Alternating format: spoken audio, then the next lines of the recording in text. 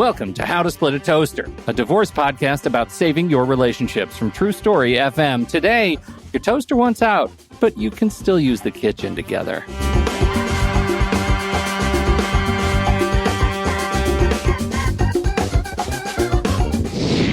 Welcome to the show, everybody. I'm Seth Nelson, and as always, I'm here with my good friend Pete Wright. Today, we're taking on divorce in your business with a special twist. You and your spouse happen to be partners in marriage and at work. What happens to the business when the marriage dissolves? AJ Grossman is a fellow member of the Florida Family Law Bar. He's an attorney with a special knack for considerations of spousal split at the office and joins us today to talk us through it. AJ, welcome to the Toaster. Thanks for having me. It's a pleasure to be here. AJ, we're glad you're here because we're going to talk. You're an attorney in Florida. I have two attorneys in Florida on the show at the same time. And believe it or not, I actually can't believe it. We're going to talk about an angle of divorce and business that I don't think we've talked about before. Seth, right? Am I right? Like, this is a perspective I think is kind of new. Yeah, no, we've touched on equitable distribution, how you divide up businesses, maybe do a business valuation. We haven't gotten into the nitty gritty of it.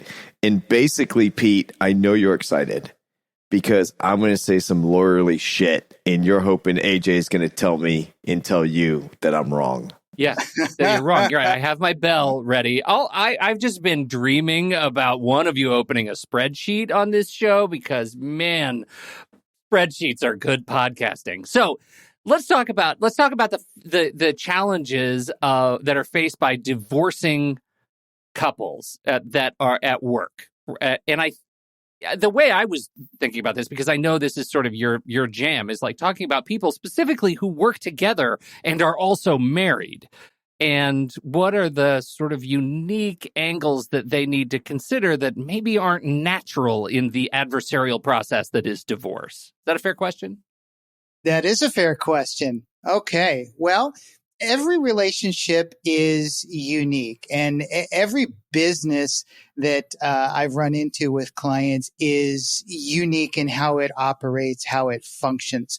So when you take the uniqueness of two individuals and bring them together as a couple, and then they run a business together, everything is kind of intertwined. Everything kind of smears together. So interpersonal conflicts become workplace conflicts.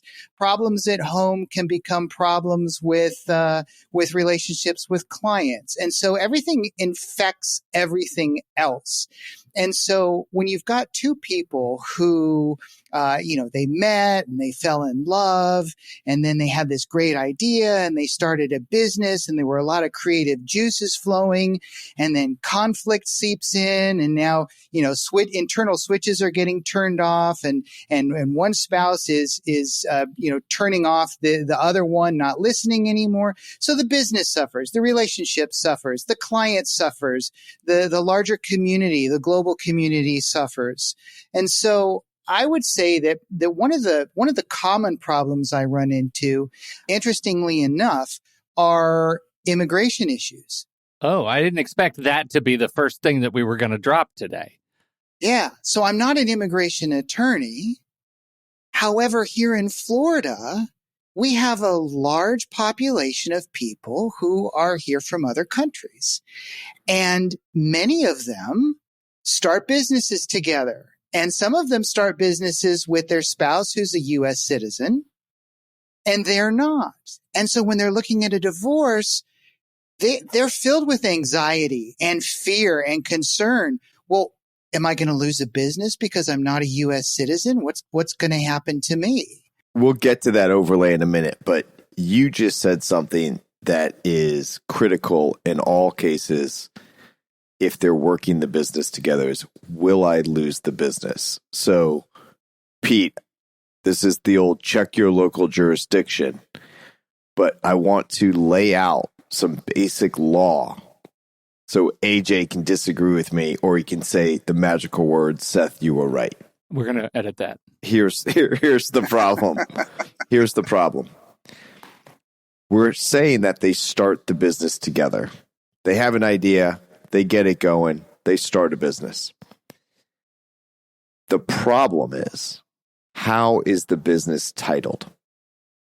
So if it's 100% in the husband's name and the wife is working the business and it was started during the marriage with marital money, that is a marital asset, which now has to be valued, and the wife is entitled to half the value and the husband's entitled to half the value. Even if it was just titled in his name. Correct. Okay. But the court cannot award her the business because he owns that business.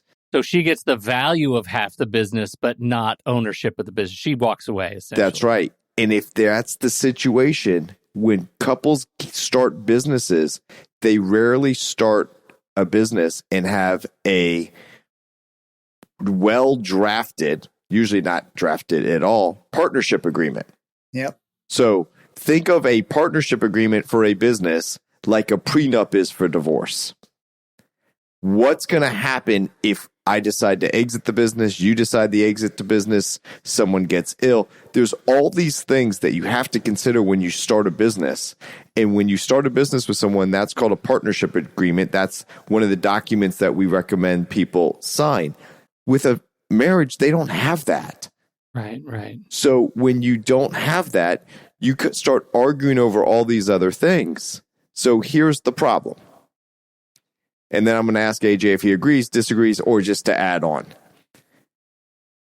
Marital property. The way I describe this business, it is marital property. Now I'm going to define the business a little more for this very important example. It's a hairdressing business. And the husband is the hairdresser, and the wife is working the front, the back, doing everything. But people are coming to get their hair done for the guy that's cutting the hair and doing the styling. That's called personal goodwill. That is not a marital asset. So we could value this business and say it's worth $1 million. Someone would pay $1 million, but they're going to discount it because if this guy isn't working there, it's only worth $200,000. Okay. So that $800,000 is tied to him personally. That is not marital property. That stays with him. When you get divorced, you don't get half of the 800 or half of the million. You only get half of the 200 because that personal goodwill is not dividable.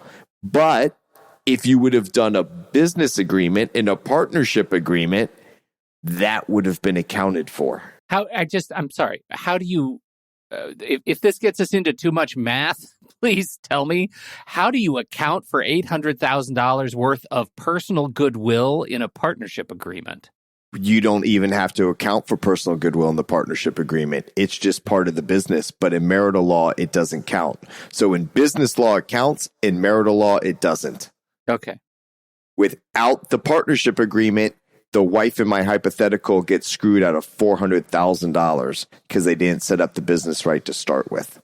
Okay. AJ, do you disagree? No, Seth, I agree with you. Pete's shaking his head. Give me an example that doesn't include the personal goodwill, or in this case, like what happens if we have personal goodwill, but both parties are named as co-owners, right?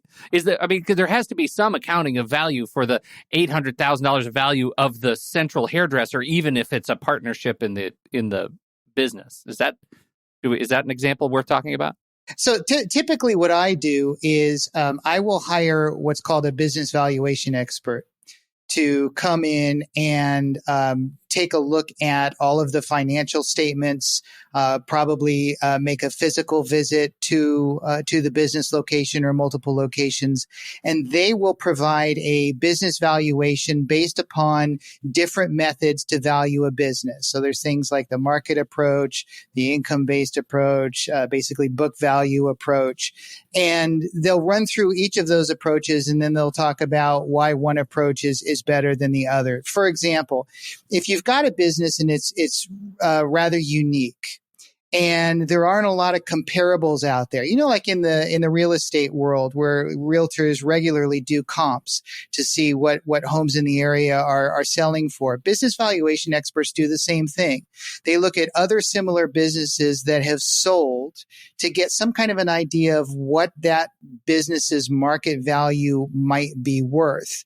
And so when they do their business valuation, they do take into account goodwill, whether it's enterprise goodwill or personal goodwill. And like Seth was saying, if it's personal goodwill, in other words, people are coming to this business because of the owner. That is the only reason they're going there. And if that owner is gone, dies, disappears, the clients disappear too because that person isn't there anymore, then there's a discount. And so the value basically discounts the personal goodwill. If it's enterprise goodwill, I think you asked that question, so I'll give you an example. Let's say there's a local car dealership, and it really doesn't matter who's running the dealership. The dealership has a reputation for great customer service, great salespeople, great deals. It really doesn't matter who's running it. It's a great brand, right? That doesn't have a lot of recalls, no issues there, all that stuff.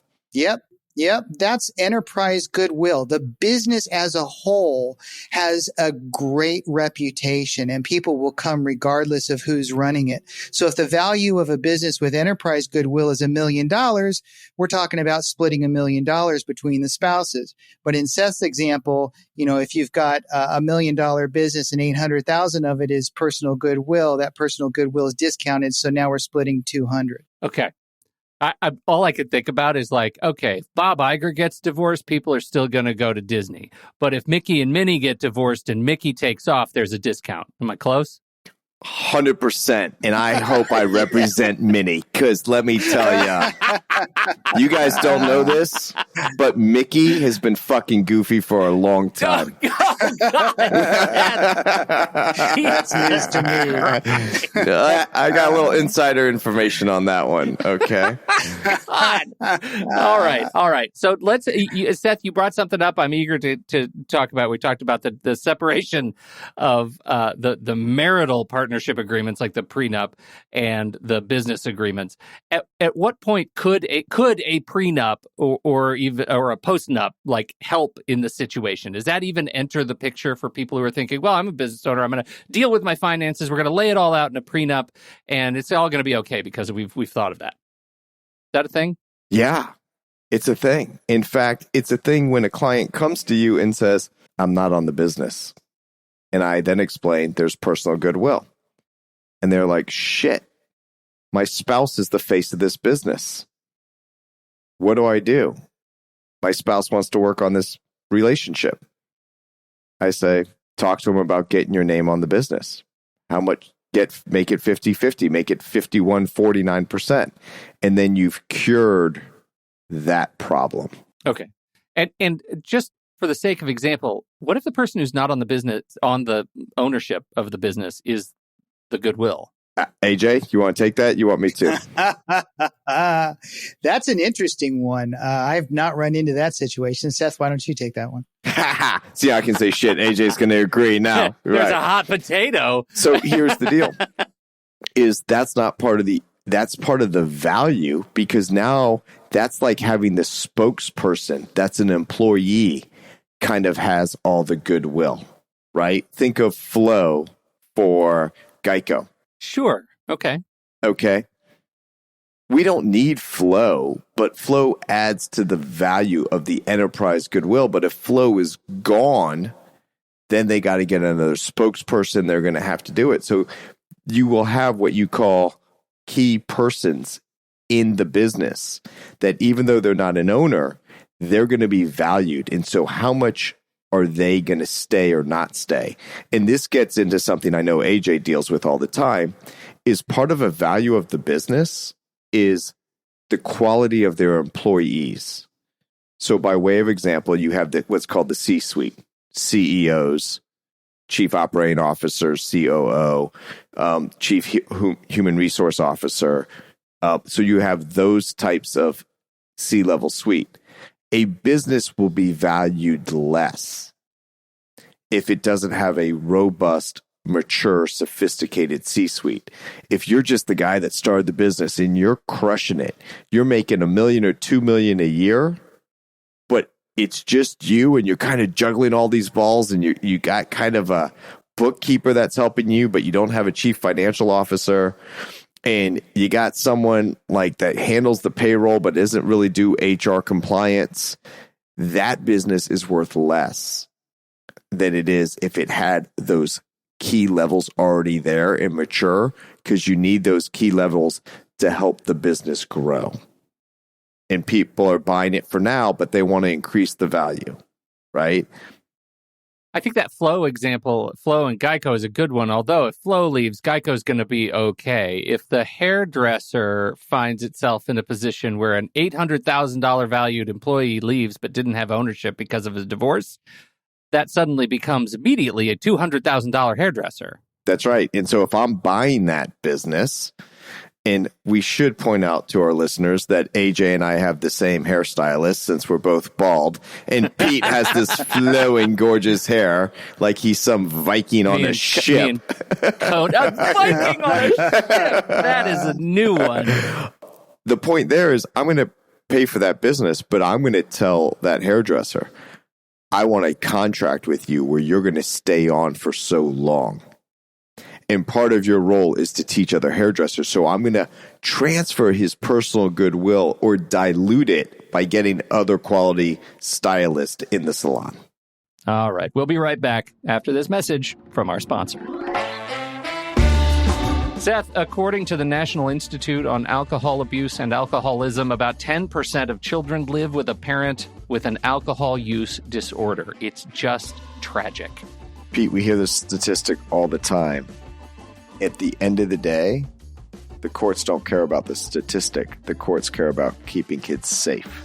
And when I mean safe from a party who truly suffers from an alcohol disorder or is being wrongly accused of having alcoholism or some other alcohol disorder. It's easy and it saves you money.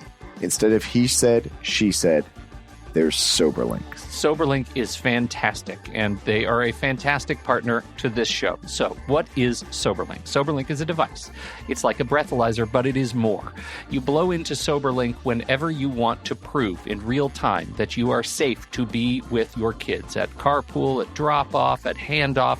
Whenever you're going to be driving, you blow into SoberLink. It uses facial recognition to prove that you were the one blowing at the time that you are taking the reading. It sends it off to the people who need to know, people involved directly in your case, not to be used for publication, not to be used for social media. This just goes to the people who matter most for your case as you are collecting data. SoberLink remote alcohol monitoring has helped over 500,000 people prove their sobriety and provide peace of mind during parenting time. And Seth, word on the street is courts love it. Yeah, and it's not just when you're getting in a car. Let's be clear. People can say, never gotten a DUI. What's the issue? Well, the issue is once you're home at 5 o'clock and you're no longer driving, but you're going to start cooking and having a glass of wine, and that glass of wine turns into 2 bottles. That's now an issue. So it's not just getting in the car. It's when the children are in your care, custody, and control, are you focused on them and not using alcohol? Independent, third-party, real-time verification to support your case. I haven't been drinking. Here's the proof. Those are the words that lawyers and courts love, but here are the words you're going to love. You can save $50 off your device and get started right away at SoberLink.com/toaster. That's SoberLink.com/toaster. Thank you to SoberLink for sponsoring this show.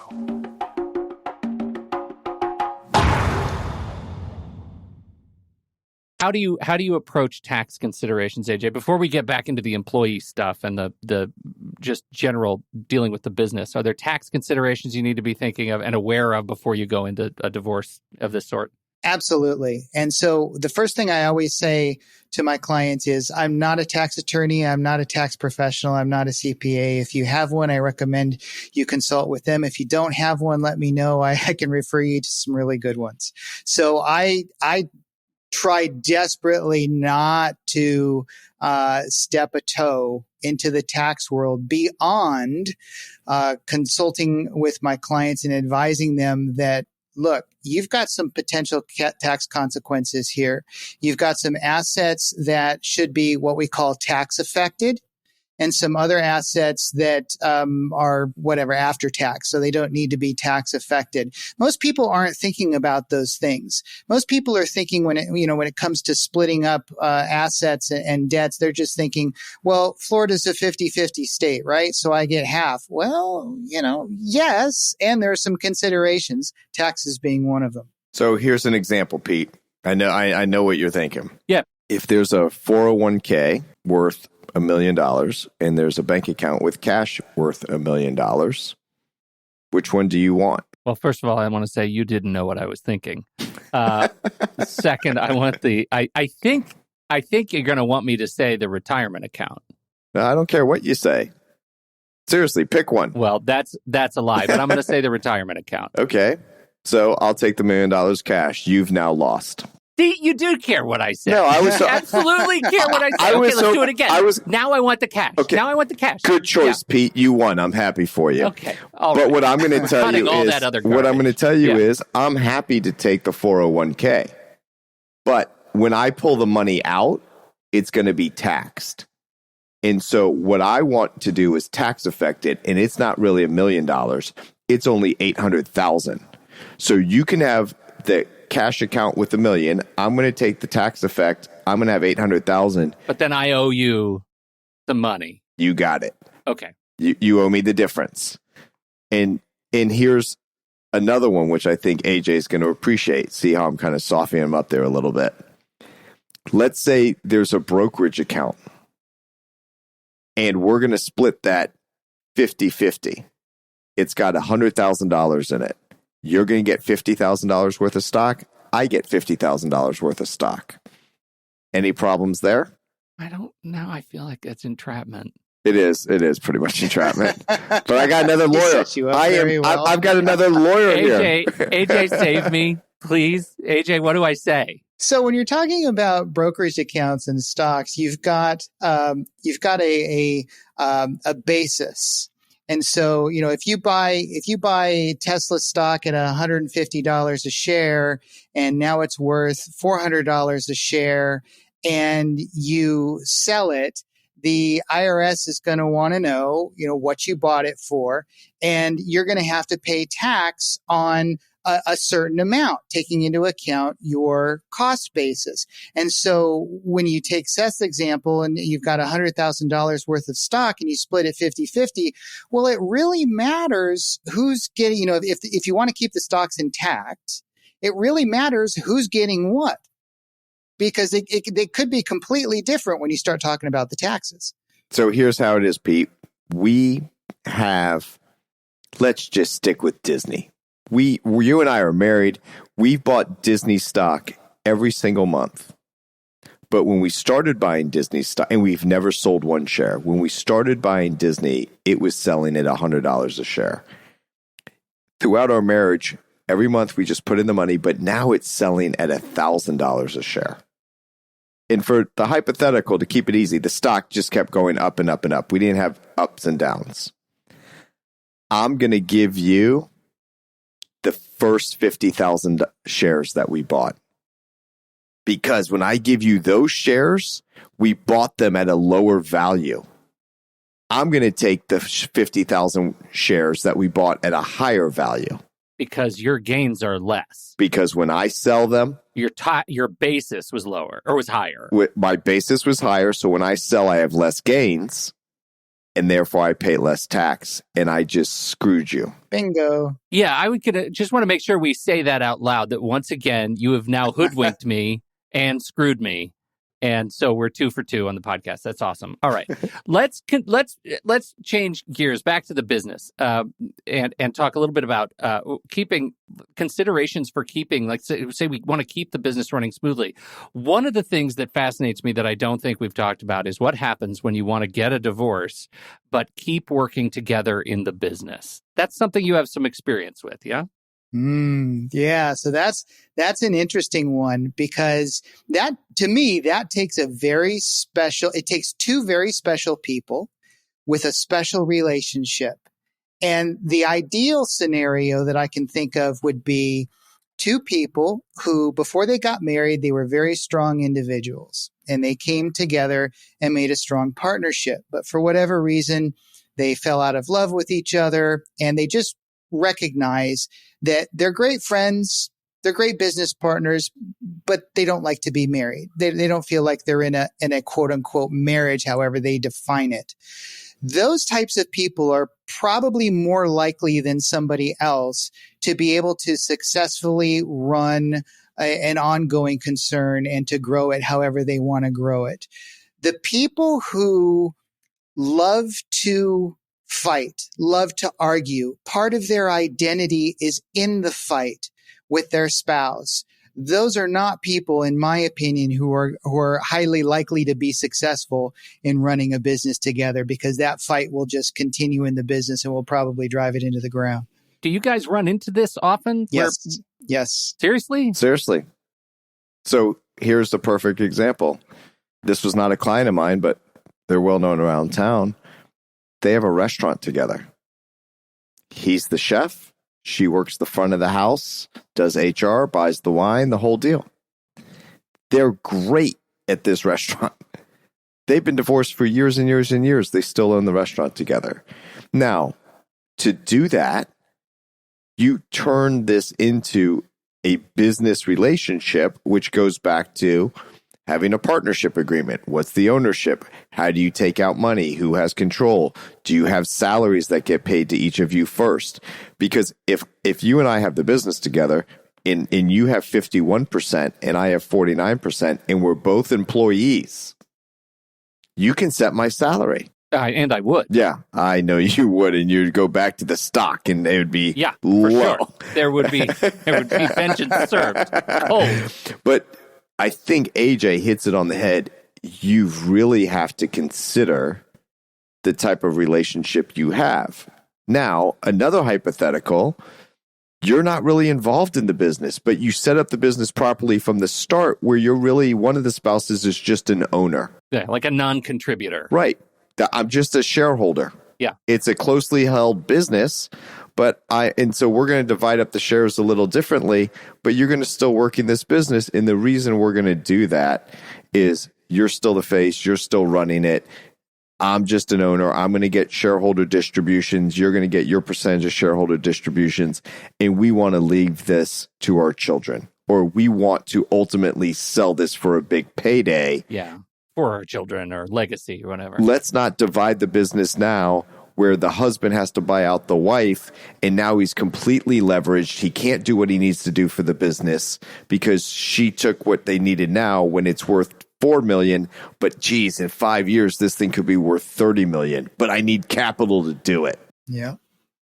Seems so challenging, though, and I'm sure it's because I'm too small-minded to see getting over the emotional hump. But I do want to perseverate just a bit on dealing with post-divorce conflict when you're still working with each other. Because if I know anything about doing this show since for the last 6 years, it's that like eventually there's going to be post-divorce conflict. And what is the order of operations when you need to change a parenting plan, but you're still seeing each other at work every day? I can imagine that gets really knotty when you're trying to fit, like, who do they go to? They go to their family law attorney? Do they go to their corporate attorney? How do you resolve dispute? So that's a really interesting scenario. So it really depends. And I'll go back to my example of what I'll call, I guess, for lack of a better term, higher functioning people. So there are people who can recognize and separate or compartmentalize their interpersonal relationship, their former marriage, and their business relationship. Some people are able to do that. Many are not. When you start talking about, we're working together and we've got these post-divorce issues. They're arguing about the parenting plan or wherever. Where do they go? Well, in my mind, it really depends upon the process that they used to go through the divorce. For example, if they went through a collaborative divorce process, I would hope that their collaborative agreement says, in the event of a future dispute, the parties agree to return to the collaborative divorce process to resolve those issues. So they would go back to the collaborative divorce process. If they were the type of people who said, you know what, neither one of us really wants to hire lawyers. Let's just do it on our own. Let's hire a mediator. Maybe the mediator can help us resolve this divorce. So they hire a mediator and they get some signed agreements and they're on their way. Well, now they have a post-divorce, a post-judgment issue. Well, they could always go back to the mediator. They could choose another mediator. I think keeping families and couples out of the courtroom should be a priority, and going into a courtroom in front of a judge should be the last resort. Nothing else has worked. This is what I need to get a decision, so this is what I'm going to do. Well, and I think your point is well taken, that if you have people who are high enough functioning in their interpersonal relationship to be able to even consider running a business together after their divorce, they're probably going to be okay with figuring out how to resolve their conflict with a mediator and not taking it to court. I imagine it would have to be a pretty extraordinary circumstance to get it back into court. Am I missing anything on this? Oh, not that extraordinary? Listen, AJ was like, we want people to get along. We don't want them to be in court. And I was trying not to say, how did we book this guy on the show? Like, got to talk to Andy about that. But no, AJ's 100% correct, is that's always the goal. But what happens is people move on with their lives. And sometimes that's harder to keep those boundaries separate. New spouse comes into play. You see that money's being spent differently. Or just not even a spouse, but just like, I'm out on the town now. I'm doing this. Maybe I have my freedom again. And so now they're not really doing what they were doing in the business before, when they were trying to get home for dinner because they're staying out late with their buddies. Who knows? So that happens in all business relationships. So it's really keeping an eye on that and being able to separate it. Now, it's a little harder to say I can't pick up the kids because I got to be at work, and they know you're not at work because they're at work. So you don't want that excuse. They're at work, right? What a mess. But this happens, and it's usually to AJ's point, which is a good one. It's people that have the ability to separate and compartmentalize their roles as parents, their roles as business partners, their roles as former spouses, that understand that they're still going to have to work together in one way or the other, whether it's raising children or working on this business. And a lot of those people put their egos aside because they understand that if they can keep the money train flowing here on this business, it's going to be better for everyone in the long run. We're dividing it now at this time in the market or whatever might be happening, or there's no cash flow. They need capital to grow it in the future, or just to keep the house for the kids in the school district, whatever the case may be. That's just some smart business planning. And a judge is not going to do that. It's who wants the business? How am I going to divide it? What's the value on this date? Is there some sort of equalizing payment that has to happen? And how's it going to get paid? And it's a sledgehammer. It's not a scalpel. Yeah. By way of summarizing here, and AJ, I'll give you the first crack at this question. You're listening to this show. Someone's listening to this show, and they run a business with their partner, with their spouse, and they're considering their relationship separating. 8 a.m. Monday morning, what's the first thing they need to do? Find a good business attorney. Business attorney first. I would. Okay. Seth, same question, but you can't have the same answer. No. I won't. I understand the rules here. Listen to this podcast and follow AJ's advice.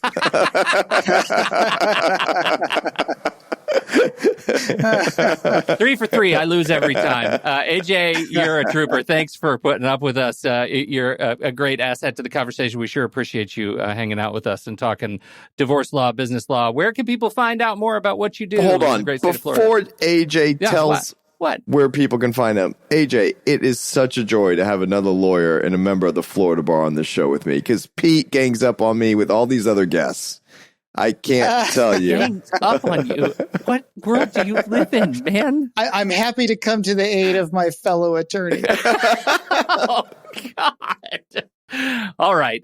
Now tell us, where can people find out more about what you do? Okay. Best place is my website, which is www.leapfrogdivorce.com. Leapfrogdivorce.com. I noticed Yes. you also have a podcast over there. I do. But it might have been a little while. You need to when can we hear you again? I'm working on it. I've got too many clients keeping me too busy. So you hear what AJ just said, right, Pete? Yeah. Seth, you don't have any fucking clients. No, it's a throwdown on the toaster. Hey, again, honestly, it has been our great pleasure to have you here, AJ Grossman. We sure appreciate your time. And for everybody, we appreciate you for downloading and listening to the show. Don't forget, throw us questions. howtosplitatoaster.com. You can submit your question to us. We will get it to Seth and, as appropriate, our fantastic panel of guests. On behalf of AJ Grossman and Seth Nelson, America's favorite divorce attorney, I'm Pete Wright. We'll see you next week right here on How to Split a Toaster, a divorce podcast about saving your relationships. Seth Nelson is an attorney with NLG Divorce and Family Law with offices in Tampa, Florida. While we may be discussing family law topics, How to Split a Toaster is not intended to, nor is it providing legal advice. Every situation is different. If you have specific questions regarding your situation, please seek your own legal counsel with an attorney licensed to practice law in your jurisdiction. Pete Wright is not an attorney or employee of NLG Divorce and Family Law. Seth Nelson is licensed to practice law in Florida.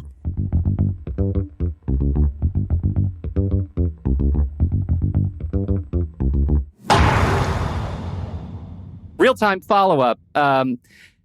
Unfortunately, I regret to inform all of you that we were wrong. And Andy, our producer, silent producer, who lives in a little gray box because he's being punished constantly, has told us that Geico will be fine if Flo leaves because she's actually a Progressive. Geico's the lizard, you guys. Oh my God. Geico's the lizard. That's right. All right. And no one picked up on my mistake. No I didn't want to point out the faux pas. I really didn't. Again, fellow lawyer. All right, get out of here.